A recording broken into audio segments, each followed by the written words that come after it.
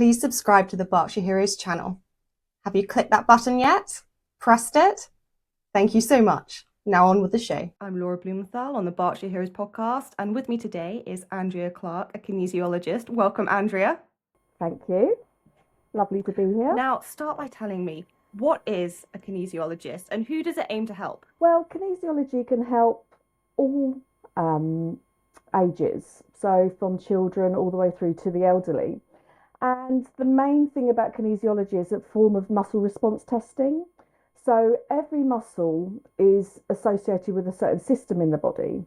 So what you do when a client comes in is muscle test them. So you would put the muscle into semi-contraction and allow the client to resist that pressure.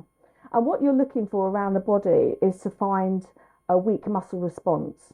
And when you found that, you can find out through the testing whether or not certain systems in the body are imbalanced. And that's how you would then support the body with kinesiology. So what does that look like? Do you have them lie down? How do you put sort of pressure on their muscles to test all this? And which muscles mean what?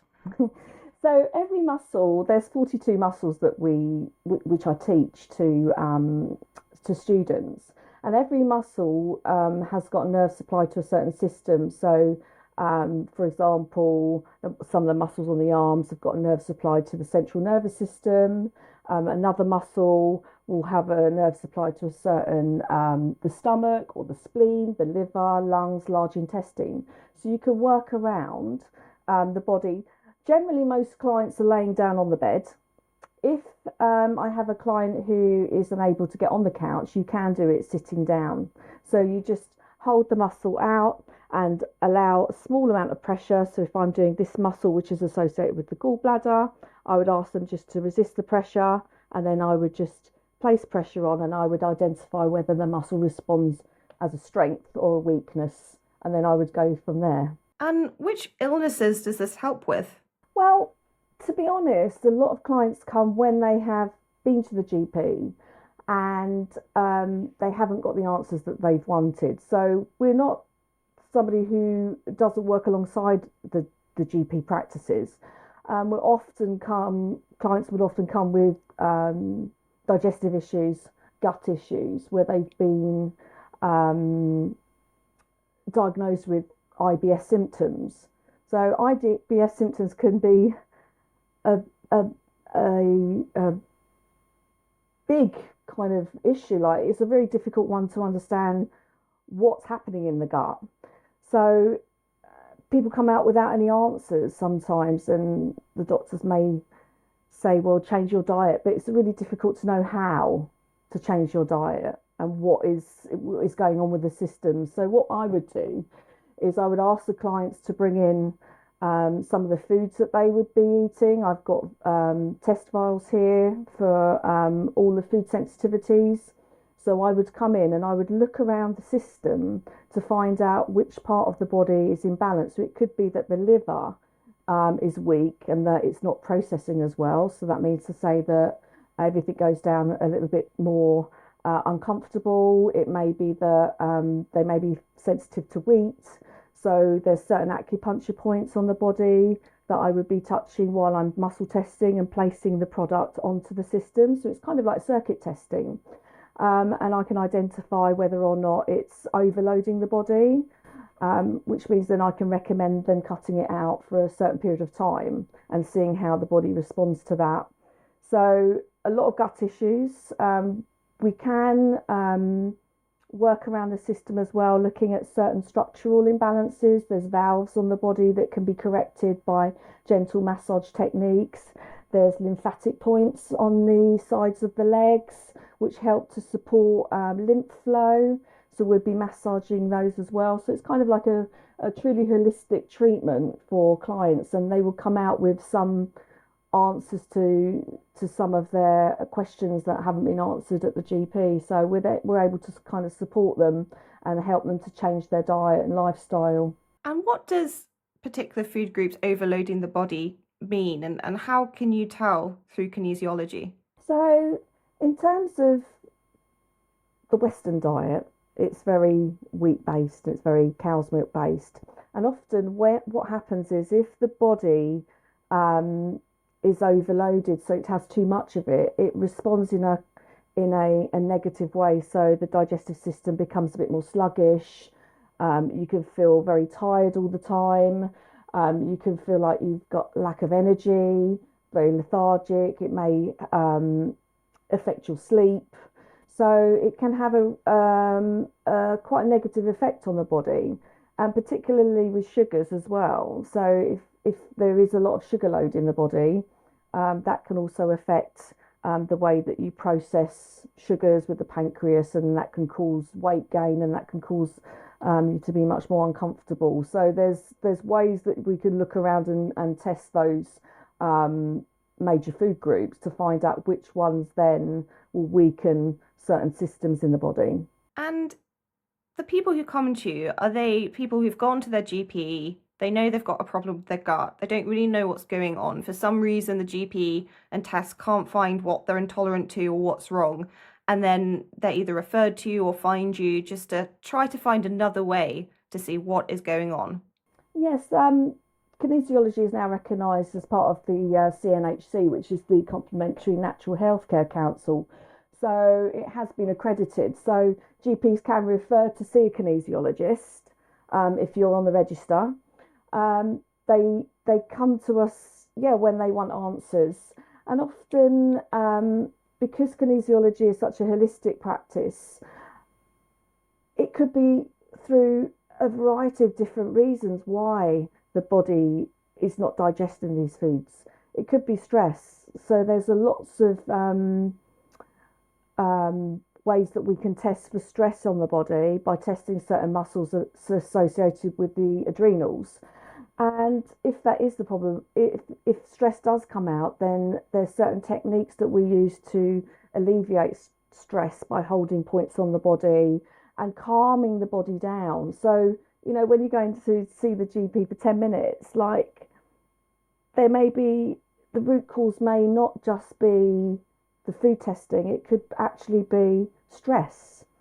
And you probably don't get into sort of deep conversations with the GP about, things that are going on in your personal life. And it could be that that release of stress can calm the body down and actually to help the digestive system as well. So it's with the manual muscle testing, you can actually then identify the areas that are needed to be supported first. So it could be, it's the kind of, you use it as like a diagnostic tool to find out where And to you went start. to a kinesiologist yourself about a health issue, didn't you? So it'd be great to hear about your experience with that. I did. So for me, I've always loved athletics. So I've always been a runner. I've always been a sprinter and a discus thrower, and I used to train at Sutton District Athletics Club all my life, and fit and healthy. But I always used to suffer myself with digestive issues, which, funny enough, I tend to attract those type of clients to see me for treatment sessions. But I used to suffer a lot with bloating, irregular bowel movements, bleeding. I went to the doctors. They diagnosed IBS, but just said just try and cut some foods out of your diet and then reintroduce them. There wasn't really much. Take a laxative, try some kind of senna, and all the kind of things that were helpful, but it didn't really make a difference. So when I was training, I was tired all the time. I wasn't recovering very well. My sprint times were sort of average, and I really wanted to improve them. And went to university and did a sports studies degree. So I was training up there at Northumbria University. You know, eating probably not the best diet. So you think in terms of training, you want to be having lots of carbohydrates, lots of wheat-based products. So I was eating sort of sandwiches, pasta, and still having the same issues at university. So when I came back down, I saw this advert at Bourne Hall in Epsom, which was like a complimentary health day. So I took my mum down there, and funny enough, there was various therapists there, but there was a kinesiologist. So she was presenting and said, "Oh, is there anybody that would like to come up?" So I was like, "Oh, yes, please." So it's early 20s, and I went up and she tested one of my muscles, nice and strong. And there's two acupuncture points for food testing, which are on like the triple warmer meridian, which is like the energy system in the body. So there's one here and there's one here. So this one is to totally cut it out for 3 months, and this one is to reduce it, so you'll be overloaded with the body. And if the muscle weakens straight away, that means to limit it for a couple of months and see how you go. And so she was testing me, and it came up with wheat and cow's milk. So and that was like my major diet, really, a lot of carb heavy. And so I thought, oh, this is going to be really difficult. So I thought, how am I going to alternate between that? So she recommended having sort of more alternatives to dairy. I had gluten-free breads, sometimes some rye, spelt bread, and then I had more pulses, so I increased the carbohydrates and the fibre. And within literally within 6 weeks, I'd lost a stone in weight. My energy levels had improved, my recovery time was really good, and my sprinting times had improved. And I just felt absolutely brilliant. No pain in the gut. I was going regularly every day, and I just thought, do you know what? Like, of all the things that helped me, that 5 minutes, literally 5 minutes with me, changed my life. So I was like, right, this is it. I'm going to find out how I'm going to study this, and then I want to support my family and friends, because my family had digestive issues as well. And so I found a course in Wimbledon, and I did some evening classes while I was a teacher. So I was head of sport at a big girls' school in Wimbledon, and I was doing the kinesiology on the side in the evenings, and I just absolutely loved it. And then once I did the foundation course, then I was like, right, I need to go to learn how to become a practitioner. So I went on to London, went to do my practitioner, then I did the diploma. And then as a teacher as well, I really wanted to teach kinesiology. So I then trained to become a teacher in the foundation and the diploma. I've learned the diploma teaching with the Kinesiology Association. And then I took the leap of faith, and I went part-time teaching of sport. And then I set up my clinic in Sutton in Surrey about 15 years ago. And then from there, I'm running a successful clinic in Sutton. And I moved to Berkshire 3 years ago. So I'm running a clinic in Bracknell now. So I'm doing between the two places, and absolutely loving it. And it was the best decision I ever made. And the amount of people that I've supported has been incredible. And it's generally kind of recommendations. I haven't advertised too much. I've got a website, but it's normally once a client has come to see me and they've found a good result or success from what they've come to see me for. And then they recommend their friends or family to come and see me. And then it's just been going from strength to strength, really. That's such a great story. And I'm quite intrigued as to when the kinesiologist found that you had issues with cow's milk, with wheat. What was it on your body exactly that gave that away? Because you were pressing various places and I wasn't quite understanding. So there's muscles that you test to around the stomach and the gallbladder. So the muscle that you press straight down is the gallbladder, and then the muscle pressing across would be the stomach. So you always test on the systems that are relevant. So obviously with digestive issues, you'd test muscles around the stomach, the spleen, the small intestine, and the large intestine. And so with the acupuncture points, they need to be active and they need to be running active to start with, and then as you press them, if you're testing the muscle at the same time, then that is a relevance between the acupuncture point, the food that's placed on the circuit, and the muscle testing. So as you're pressing the triple warmer meridian here, if it has a weak response, it means that something within the heater meridian is affecting your energy levels and it's draining you. So it's having a negative impact on your system in the body. So there's other ways that you can test around. You can test all the muscles within the small intestine, large intestine. They're on the legs and the hamstrings and the quadriceps. But generally, if you use the acupuncture points, they're a really quick way to identify if somebody has got a sensitivity. And generally, once they've cut it out, there's other reasons. It may be that they may need some probiotic. So it might be that they need a probiotic support, aloe vera to help to soothe the gut. So you can also test nutritional supplements on the body as well. So you would test if the gut was weak, the muscle would test weak for the gut, and then you can place the nutritional supplement into the circuit, because each food, everything has got a frequency on it. When you're testing, that will help support the system, and it will change the muscle from weak to strong if it's relevant to the body.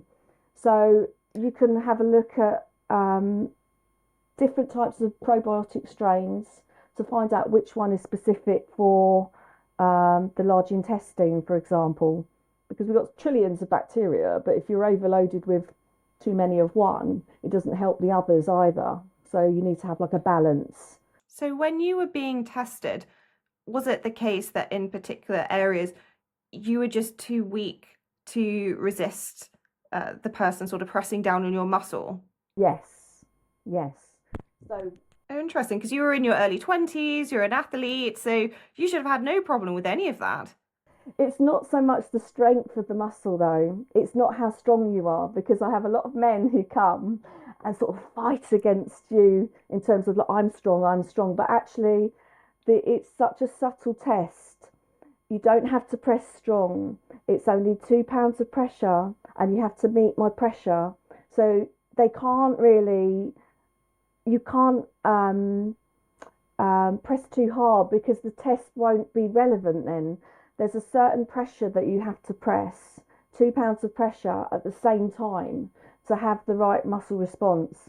And men often think it's about how strong the muscles are, but it's not. It's actually about how the nerve responds.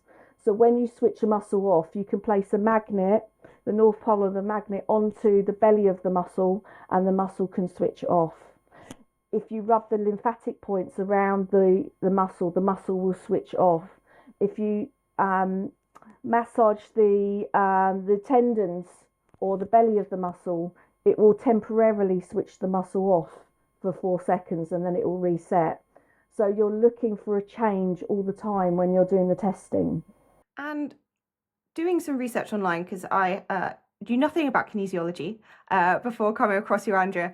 It looks as if online there are people who are very committed to kinesiology. It's solved their problems and they're real evangelists for it, and others which dismiss it. And I think because you've spoken of energies and things which people don't really understand, it's not very standard in Western medicine at all. What are your insights into this? The way that I've been trained and the way that I've been taught kinesiology is the way that I know. And applied kinesiology was identified in America in the 1960s by a chiropractor called Dr. George Goodhart. And he identified that when he was testing muscles, when he held certain lymph points or lymphatic points around the body and vascular points on the head, the muscle response changed when he was working on clients. And then he worked out with other professionals the association between the lymphatic points and the muscle response. So he kind of worked, and that's how applied kinesiology came into sort of fruition. And then in the 1970s, Brian Butler brought kinesiology over to the UK, and his daughter taught me in London the techniques, which then became systematic kinesiology, because systematic kinesiology also includes the emotional side and the nutritional side of the body. So applied kinesiology was much more to do with chiropractic, structural work, massage, acupuncture points around the body and associating them with muscle strength. But when it came over to the UK, they noticed that when you were testing a muscle and the client was talking at the same time and stress came up, when they retested the muscle, it weakened. So there was an association with the emotions and the nerve response to the muscle, and it switched off temporarily.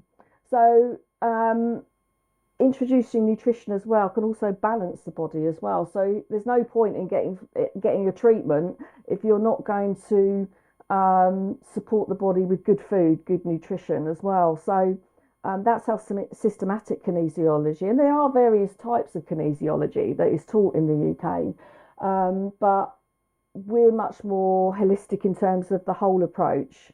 So we will work with the structure. So we will massage the lymphatic points, clearing all the toxins from the body for certain systems. We look at the emotional side of it, so stress. There's certain techniques to hold the points on the head. There's testing for dehydration. You can test for proteins, mineral deficiencies. So you can kind of look around the system with the food testing, and also the energy points, which are the electrical points. So the acupuncture points have a frequency around the body. And then instead of us putting needles in the points, we run the acupuncture points from start to finish. So we don't have to do the kind of the needle work, which is always a good thing for some people who don't like needles. So in terms of a specific treatment, it's highly effective because you work around the body. So the techniques that I've been trained in with the Kinesiology Association really can be put in the techniques that we use on clients for a variety of different health issues. So it's absolutely incredible. And so when you talk about turning the muscle off, do you mean that muscle then sort of struggles to resist a little bit more? And for people who might come to you who might be a bit skeptical, do you feel like they're trying to sort of press up and resist when it's just not necessary or it's just not helping? Well, once you get the client with the right pressure to resist, then often the muscle, if you place, it's easier sometimes to use a magnet instead of massaging the lymph points and turning the muscle off, because it's very sort of structural, and it's very easy to then identify a muscle that switches on or off. Some people do try to resist a bit too hard, but actually I haven't had many clients where the muscle hasn't switched from a strong to a weak or a weak to a strong response. There hasn't really been many situations where it's not effective in that way. Sometimes the muscle can be something called hypertonic, where it's really tight, but that's also a weakness. So sometimes muscles don't switch off themselves because there's a structural massage that needs to be done on them. So there are reasons why muscles won't switch off easily, but you've got techniques to unlock those, and then you can work with them. Have you had clients come to you who've gone to the doctors, had blood tests for particular food intolerances, it's all come up fine, and they're still having issues, and then they come to you and then you have found out what's wrong with them? Yes, there are different ways that you can test. You can have blood tests for food sensitivities. You could do hair analysis as well. And that's great. If nothing has come up, that means that the immune response hasn't been as strong to make it a sensitivity to you. But there are other reasons why the gut may be in pain or bloating. So you have to look around it. There's certain techniques that we use to support hiatus hernia corrections. There's the ileocecal valve and the Houston rings on one side. Sometimes they can be closed, so that can cause pain because they're not working as effectively. It may be that they're dehydrated. So and they're lacking in oils, so there's not enough lubrication to help the digestive system move as effectively. So that's not going to come up in a GP blood test report.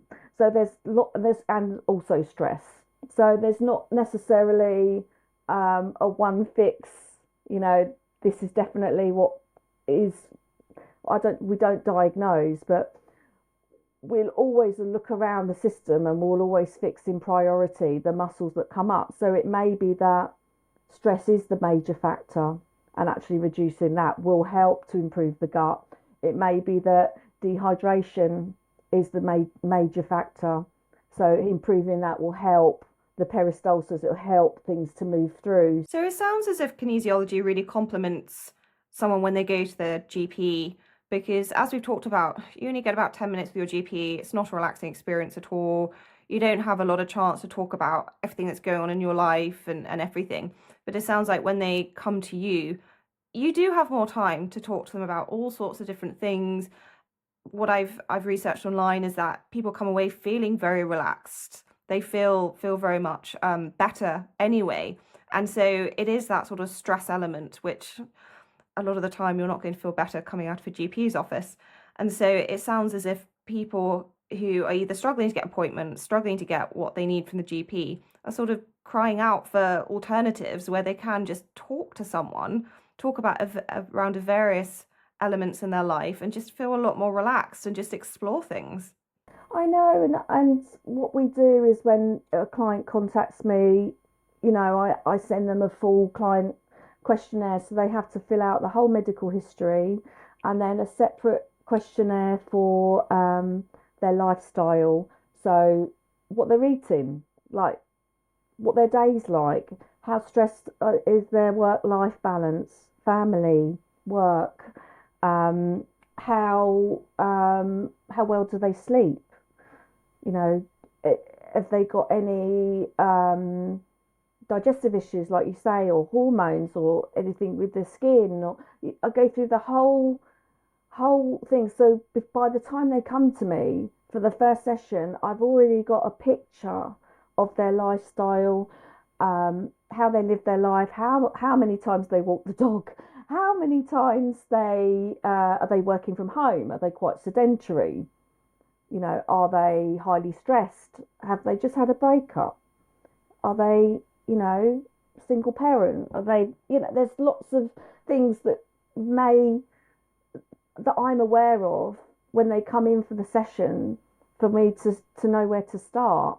And often when you start a treatment and, for example, stress might present itself, or you might say something like, oh, how, you know, talk to me about, you've said that work is quite stressful at the moment, and they've gone, oh yes, and then suddenly, you know, it all comes out and they've come to you for like maybe back pain or a gut issue, but actually the whole session has been then a stress release, and there's a lot you can do, and we talk through, there's techniques to help support anxiety, tapping points that they can take home for homework. There's like meditation, breath work, breathing techniques that we teach them. So they go away with sort of a little toolbox of support, things that they can change maybe in their diet that's been relevant, things that they may want to change in their work situation. How, you've got to ask them, how are you going to become less stressed at work? What can you do? Even if it's just one thing that they can change in their diet, their lifestyle, or the way that they address something professionally or personally, can have a massive shift in how they feel and how how they it could be a financial thing, like they're up to the eyeballs in financial issues, and they're stuck, and it's a real they could come out having a whole stress release balance and feeling a lot better in themselves after that. And I know, Andrea, you're part of the Wellness Hub. You're part of what I describe as the Power Rangers that all have different insights, different expertises. I've interviewed the founder of the Wellness Hub on here, had your colleague Juliet Greenhouse, your nutritionist. And as I understand, a lot of the time you go to various workplaces. So you get that time to talk to the staff members. They can chat to you about their issues. Maybe they've never chatted to a kinesiologist before. Just understanding what options there are out there for them, that it's not just GP and done and that's it. And I wondered what attracted you to join the Wellness Hub and what have you enjoyed about it most?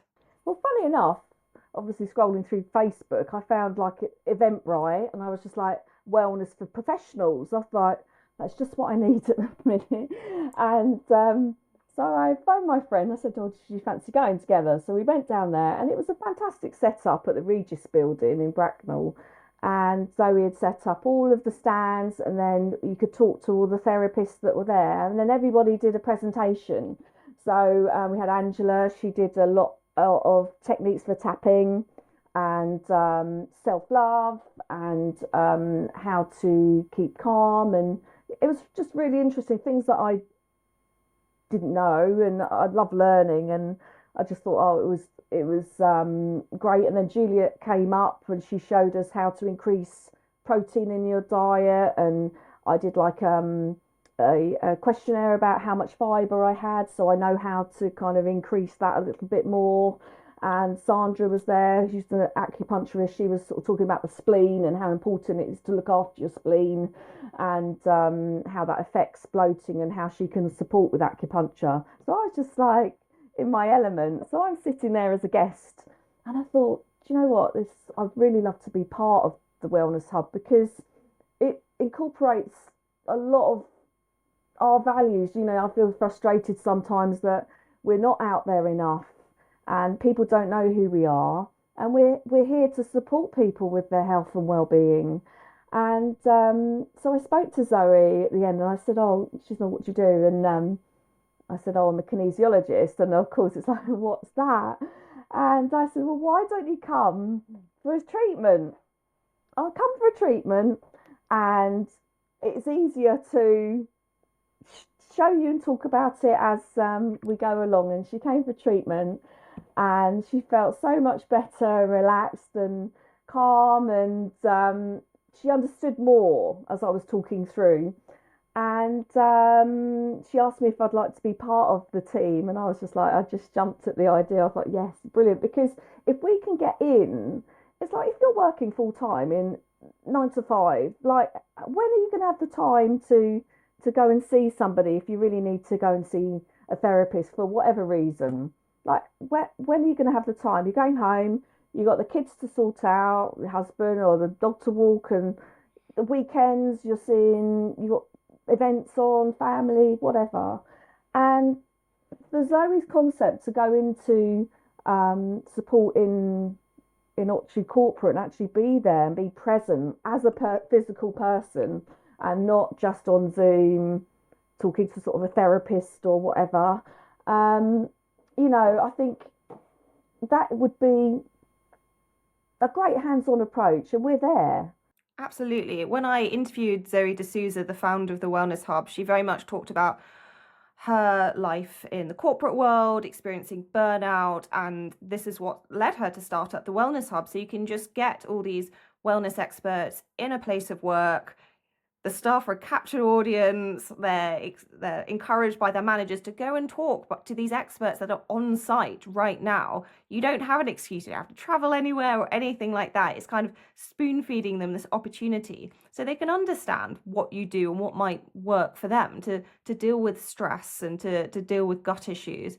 And it just seems to be something which a lot of businesses, I work for a bank, are very much interested in how can we help our our staff members be well, be healthier, and show that we're doing this as well. And so giving them a really obvious and easy option on a plate just seems like such a great idea. So the Wellness Hub seems like it's a very early on idea, I know, but I wish you all the best of luck for the year ahead because it's very exciting. I know, I'm really excited. I think we're going to go in and present as well and just talk about what we do and be there for people, even just for, a 20-minute consultation or little chat with somebody who can change somebody's life, um, because they know that they've got someone that listens and understands, and we're there for them if they need us. Yeah, to be able to chat to a nutritionist, to be able to chat to a mental health expert